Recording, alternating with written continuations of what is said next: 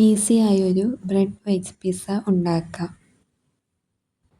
അതിനായി ആദ്യം ഒരു ബ്രെഡ് പീസ് എടുത്ത് അതിന് മുകളിലായി ടൊമാറ്റോ കെച്ചപ്പ് തേച്ച് കൊടുക്കാം.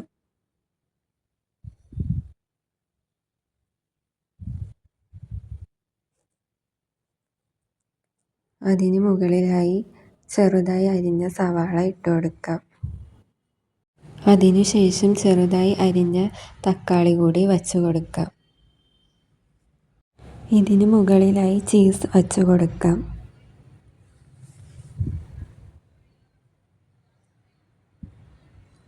ഇനി എയർ ഫ്രയറിലോ പാനിലോ വച്ച് കുക്ക് ചെയ്തെടുക്കാം. Bread veg pizza ready.